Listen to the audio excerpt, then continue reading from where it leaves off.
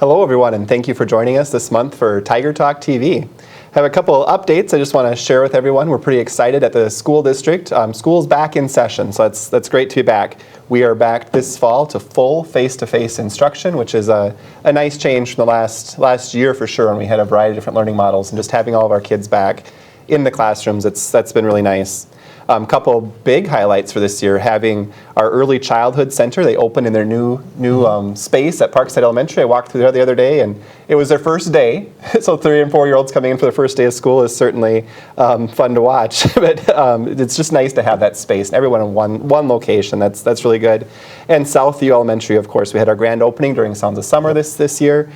Kids coming in there and just opening up that building and having kids walk through it. That's been really exciting. In addition to all the other buildings being up and open, but those two new spaces has really been a highlight.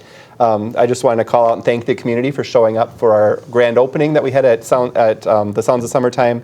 We're guessing about 1,500 people show up for that grand opening. So it was a great event and fun to get to show everyone the new spaces. Also want to call it, our activities are back in full swing this fall. So that's been big this fall. Last year, not having spectators at events, it wasn't the same. And last Friday night, our first home football game in quite a while. Just getting back to that, that really feels right. It feels like fall coming back to all these events. Something new with our activities this year, we've got a touchless ticketing system this year. Ticket Spricket, is that what we call it, Brian? Ticket Spricket, I believe. Ticket Spricket, yeah, something. Ticket Spigot. So there you go. At any rate, it's a touchless ticket system where you can get your tickets and season passes and such all online, and don't have to deal with the cash and stuff of the game sometimes. So if people want to find more about that, they can go to the website and find that. They can. And get those tickets purchased. So encourage people to check that out this year. Also, if you're curious about events and when they are or where they are, all of that information's on our website. So schedule's all posted there. And also new this year is for our seniors, 60 and over get access to our events at no cost. Yeah, free to come in. So encourage everybody. We want to. A lot of community members would be nice to have them come out and check out and see what the kids are up to. Absolutely. Yeah, it's great. Also now, with everyone back in session and people back in the buildings, we can do some of our regular assessment pieces again. So we've got fall assessments started this week now in most of our buildings. And those, knowing that we had some learning losses through the pandemic, even though it's probably not over, but we're back and we can kind of identify some of that. So some of this testing is taking place. That's going to help us identify where our kids are at and what needs we need to address as we're looking at interventions and placements and such for fall. So probably not an exciting thing for fall, but for us it's going to be some good information as we're getting kids back going. Of course, we can't talk about back to school and not mention COVID. Something that we've said a few times, really we're hoping was over, and it's not. So back in school, watching that, we've got connections with Department of Health and with our local public health, and of course MDE and the CDC and all these different places we get information and guidance from. So we're watching that. I want to call attention for our community. We've got a COVID dashboard, we call it, where all of our current data shows how many kids are out, which buildings they're coming out of, how many close contacts we've got. That's still very real and still very much happening in our schools, so that's part of it. Also, when you go to our website, if you're curious about, I've had some parents ask, well, what are we doing? What do the protocols look like? Because it's different than last year. So all of that is laid out on the website too. So if people are interested, I encourage you to go to the website and check out our Return to Learn plan, we call that. That lays out what's taking place, and just want to also say that while that's there, guidance changes. This pandemic is constantly changing, kind of an ever-evolving thing. So as the pandemic changes, the guidance we get changes, and our response has to change. So as we're watching those numbers, know that some of the responses look a little different. So that information's on the website for people that want to see that too. But the reason we're here today, one exciting project, something other than COVID and such, we've got some Cte Programming. So I invited Brian Jones to be our guest today. Brian's our high school principal. He's here to help us talk about that a little bit. Cte Programming, we'll talk about what that is and what that looks like. But the project we've got going on that I'm really excited about, we're looking at purchasing a Cte Center, so a location in town that will be primarily for this hands-on career technical education. Some spaces kind of spread out and talk about it. So Brian, thank you for joining me, and let's talk a little bit about that today. Sounds good. So Cte Programming, what is it? Let's start with that. What does that mean? Well, Cte stands for Career and Technical Education, and for folks at home who are older than us, probably remember that as more of vocational education. That's what it used to be called back a generation or two ago. And in America, education kind of moved away from that during the first part of this century. But what we've seen is as the current labor force hits retirement age, we are seeing a massive worker shortage in the trades. Right. And so the trades have changed. They've become much more high tech, just like probably all parts of our society. And so those industries are experiencing a labor shortage. And so now schools, it's becoming popular again, so to speak, in schools to try to expose students to what's out there. And we know that not everyone is interested or wants to pursue a 4-year college degree, and so there's lots of opportunities in 2-year or any form of post-secondary education and training and certifications to be able to go out and gain meaningful employment and make a very nice, livable, sustainable wage. And so when we hear CTE or career and technical education, that's really what we're talking about. And it's a broad umbrella with lots of different areas underneath it. Covers a lot of different Yes. things. I know I think back when I was in high school, which is longer ago than I'll admit on air here, but the focus was really go and get a 4-year degree. You need a 4-year degree to get a job. And certainly still a path we encourage kids to take, but there are so many other things too. And you're right, there's so many other career and opportunities that we want to make sure we make our kids aware of, and maybe a chance to experiment or experience some of that before they're done with high school as they're making these choices. Absolutely, and we've seen that trend where it's shifting, and we take some time each week. We utilize a program from the University of Minnesota called Ramp Up to Readiness, and it's career and college readiness. And we focus on not just 4-year, but we focus on 2-year, and we focus on careers to try to expose students to that, starting all the way in grade 9. Just to help them start to think about it. And the more you can learn about what's out there, our belief is the better informed choices that students will make for their futures. Makes sense. So before we get into the expanded programming, let's talk a bit about what currently exists. Because we've got things that exist right now, both at the high school and at alternative school at Maytech. Some things that intentionally were put in place when Maytech started that, you know, we've talked about expanding that, but let's share with our viewers kind of what classes exist now, what type of programming exists So now. what's currently in place, I'll start at Maytech, our alternative school, and for a number of years we've had since Maytech moved from the mall out to its current location, we've had a focus of some career and technical education. And it's focused really in 2 primary areas that were identified as a high need in our community and in Southwest Minnesota. And the first was working as a certified nursing assistant, or CNA.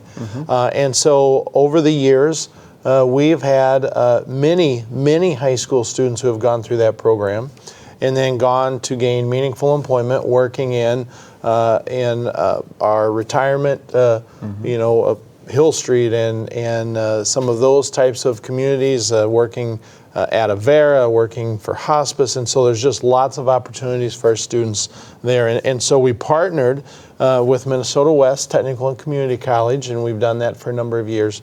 And so that happens in our Maytech location, where students will take a semester and go through the coursework needed and learn how to do that. Go through and do some labs and some. They have to have a certain number of hours working at one of the. I think they gain those at a nursing home.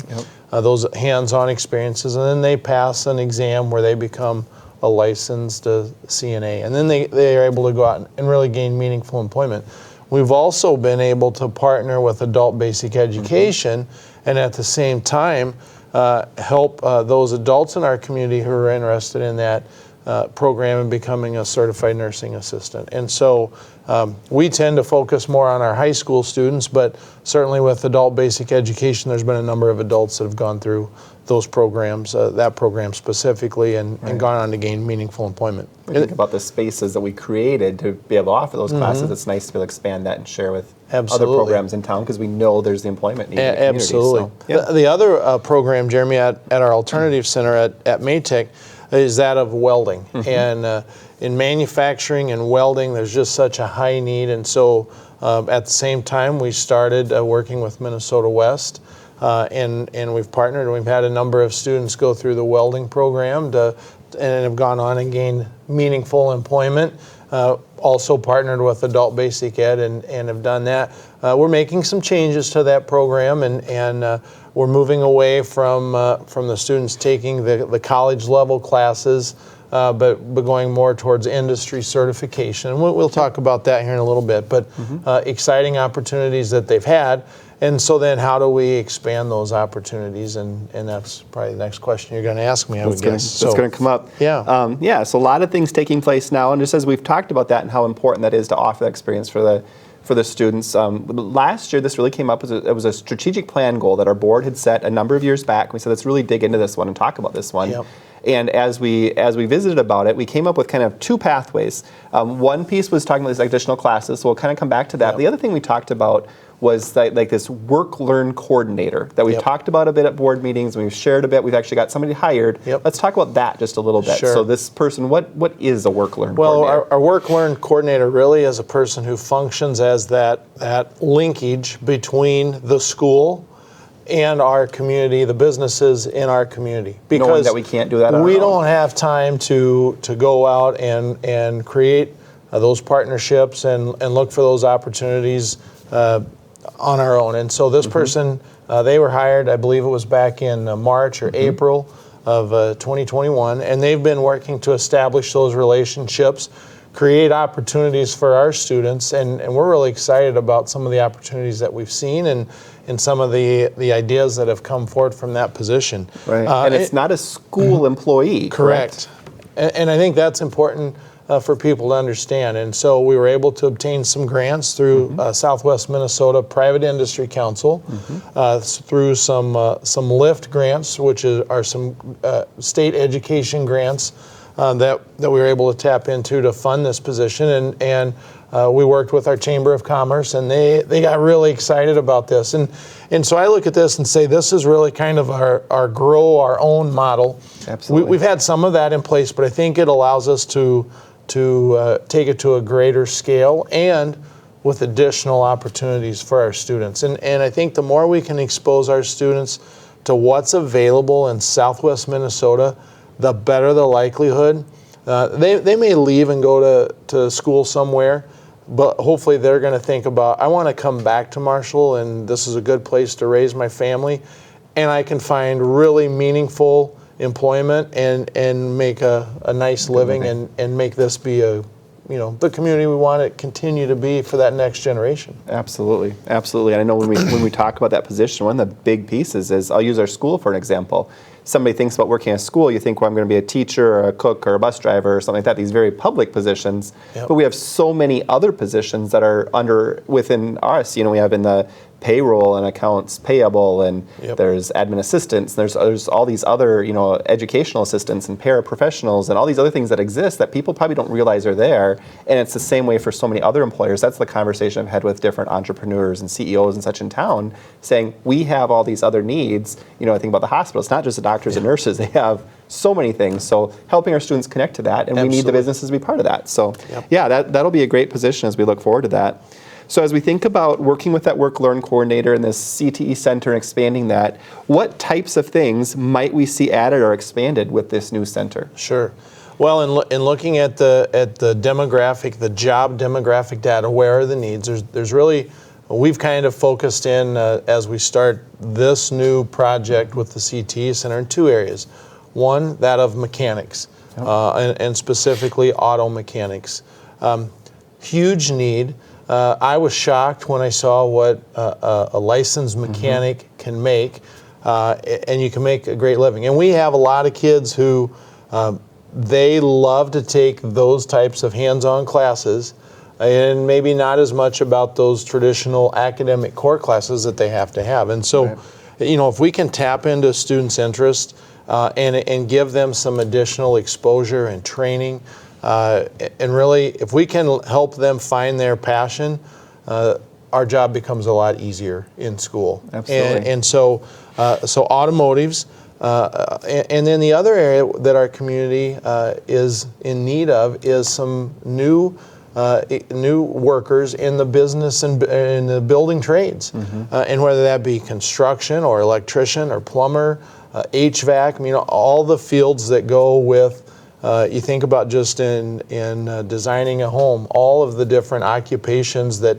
are required to make that happen, and again, that labor shortage. And so how can we try to provide students the opportunity to have more than that traditional wood shop class where they they may build a birdhouse or cutting board, and for some that's where they start, but for some they just want so much more opportunity and experience than that. And I think our business community that's in that is excited about it, and so we've been able to form some new partnerships with the school district that didn't exist previously. Right, and some of that started from, honestly, it was not this past summer, the summer before, we had some business owners approach us, say, hey, let's go sit down and have a meal and let's talk about this because we have this need and how can we work together? Yep. We know shop is a good example. We know you teach that.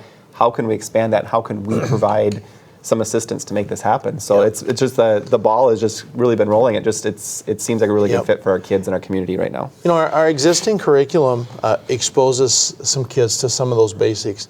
Some kids come to us and they already have those basics. They know how to change a tire. They know how to do an oil change.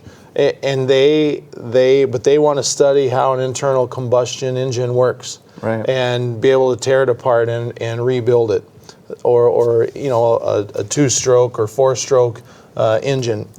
And so it's trying to think about how can we give them those opportunities now so that they can keep progressing and moving on, and maybe even leave high school with some of these certifications to go and work even as a part-time job, or get their foot in the door in some of our employers in town and start to work their way up that employment ladder. Right. So you talk about them taking some of those classes. So will students take the CTE classes? Will that be their full-time thing? Because they still have to finish the rest of the high school credits, right? They do. And at Marshall High School, we're a liberal arts school, and so there's core graduation requirements that all students have to have, but there are also elective credit options that they get, and those are the classes they get to choose.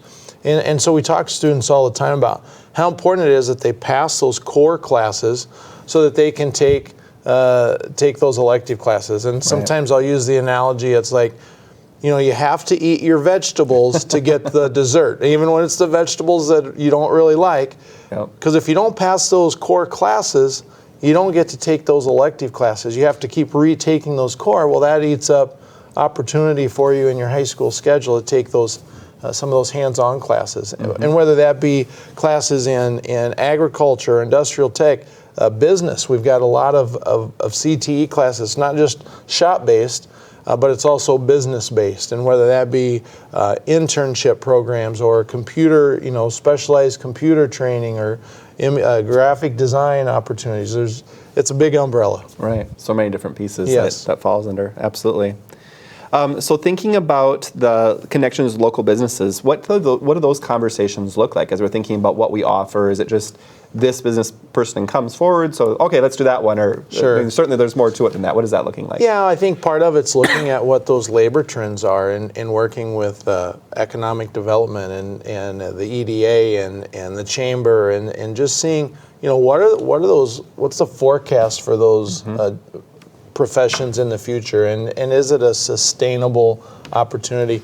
Sometimes though, those businesses help us with coming in and talking with our classes or bring some of their experts in. It might be even providing us with some of their equipment as they update, to where we probably on our school budget couldn't afford to buy some of that equipment, and because it is becoming more specialized. And so for those businesses to make that sort of donation helps them probably with their taxes, but helps us with our experiences that we can give to students. And so it's not just about starting a program. It might be wanting to come in and talk to kids, talk about what you do, talk about, what is an engineer? And what are the career fields in engineering? And so just trying to expose our students to what's out there, all types of levels of support. It's not just financial, or it's not just, hey, I want to start this program, but it might be a mentorship, it might be internship. So just there's so many opportunities, and I think that's really where the power of this work-learn coordinator can come from in helping to create those connections and those opportunities for our students. Absolutely. And sometimes businesses think, I would love to do this, but I don't know how to do it. Or do we really want me? Sure. Oh, yeah, we would love to have Don't that. 'Cause know where want to our kids start. know. Right. Yeah. So she's kind of that connection. Renee, her name is Renee Jen, I guess. And that's, we didn't mention, we should talk a little bit about where we've got her office out of too, because she's working with us, but she also has some connections. Part of that LIFT grant is partnering with other districts too. So a couple of our neighboring districts are part of that. Yep.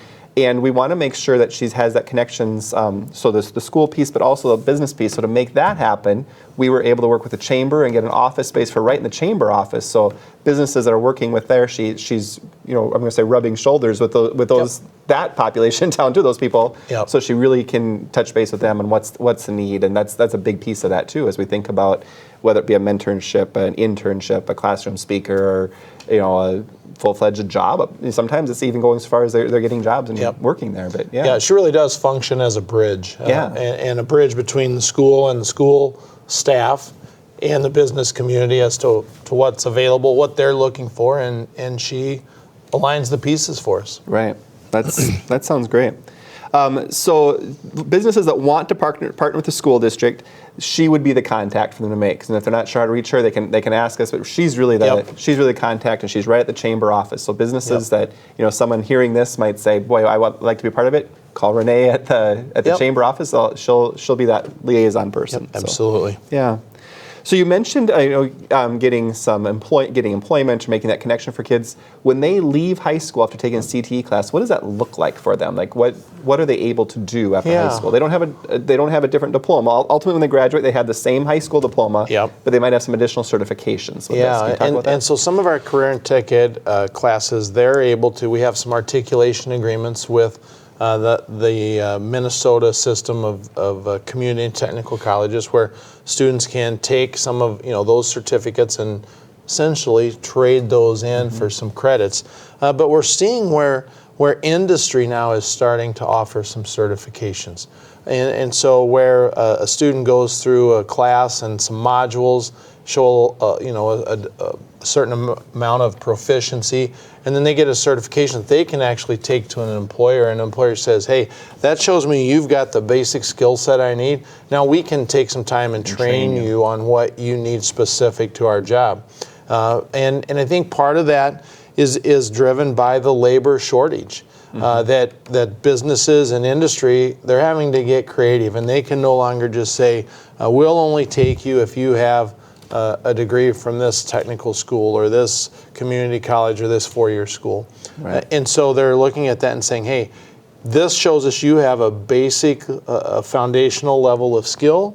Now we can train you to the needs of our business, and you'll be a great employee for us." Right, and probably because they've had some experience with it, they know it's something that, I really am interested in. Sometimes we think we're interested, so we find out about it, and maybe that's not for me. But absolutely, here, these students have really had the hands-on experience for it. So thinking about that, I'm familiar with AP classes, PSEO classes, CIS classes, the college and schools, some of those things. This is really kind of different than that then. It is in that it's a high level of degree of learning, but it's different learning, and it's very specific to an industry, right, or an internship, or an experience working with some of those business partners. Right. So it's not easy, and sometimes people have this mindset that it's an easier path. And I don't think anything could be further from the truth. I mean, you take a student who does very well in an advanced placement or a CIS or a PSEO class, and you put some of these tools in their hand, and they're going to struggle. Yeah. And I think that's important, that we have to keep in mind that all of our students have different skill sets, and our job is to try to help them match their skill set with their strengths, while still exposing them to a little bit of everything to help them become a well-rounded person. Right. So we talk a lot about meeting individual needs and identifying those needs. When we're having those conversations, it's not just about academic interventions. It's about all these other pieces too. Is about finding those needs. I think you hit that right on there. You talk about the AP student kind of has their path where they're most comfortable, what's the best fit, and is going to lead them to where they're going. CTE student might be a totally different path, and it's just a different way of looking and addressing the needs of that student. So really, this is how we can identify and meet the needs of some more students in our while fulfilling a very important need in our community. Right, and that's where those connections are so important.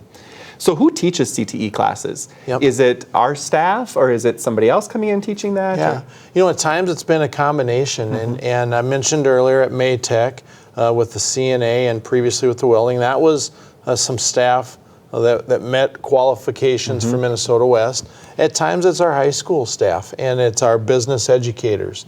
It's our ag teachers, our agriculture teachers. It's our industrial tech teachers. And they're the ones who have been able to receive some specialized training. We send folks to teacher workshops, but the type of workshops that these teachers go to are really different. We're sending, for instance, here in October, we're sending one of our industrial technology teachers up to the cities to go to a Minnesota trades, home builders workshop specifically for high school teachers. And so he's going to learn about what's going on in the trade. He's going to learn about new products that are commonly used in the industry, to bring that information back, hopefully to share with our students, get them excited, but be able to take that knowledge and apply it and start teaching them some of those skills. So if that's something they want to pursue, that employer now isn't starting with at ground zero saying, do you know how to use a hammer? But be able to hopefully insert them into some of those job-ready skills right from day one and be a meaningful contributor to their company. Right, and that really leads into my last question for you today, thinking about why at a different site? Why aren't we doing this at our high school site or at Maytech's site? Sure. So thinking about, if we're going to provide these experiences, we're not going to teach how to fix an engine without actually having a car and an engine to fix. Yeah. If we're talking about construction trades, we're not going to read a book about how to do electrical and plumbing and building. We're actually going to build something and do some electrical and plumbing. So we need space to spread out. Yep, we do need space, and these take up what we're talking about. These take up a lot of areas, but also I think just like when you can take a medical student, they go and do rotations at the hospital, and so they're in that environment. And so placing our students in that type of environment helps prepare them for the rigors of the job. Right. And it's not just at our CT Center, but I think about with our internship programs and our students who go out and work in the businesses as part of their school experience. They just learn so much more by being in that business environment, working with those other business professionals. They learn how to become a professional, and they act much different than they do when they're in a high school classroom as a high school student. Right. Great. Well, this sounds like a real exciting project. I know I'm really looking forward to that work this year and all these extra partnerships, looking at that community piece. That's such a big piece. We know there's a need in the community. I mean, we're struggling to hire positions and find candidates, so we know it's not just at the school, it's everybody. So how can we help? You mentioned grow your own earlier, and we didn't spend a lot of time on that, but that really is a big piece. How do we take our kids, prepare them for that, and that's growing our own, prepare them for that future in our community to meet the needs right here. So we graduate approximately 200 students a year. If all 200 leave the community of Marshall, that's not a sustainable model. Right. So we have to be able to bring students back and keep them here, and that's what we talk about when we talk about grow our own. Right, so. Absolutely. Well, Brian, thank you for being with me today and for the conversation. It's a great project. People have questions, reach out through our website. You can find some information, and certainly through our Work Learn coordinator, but reach out to us too if you have questions. So absolutely. Thank you for joining us today, everyone.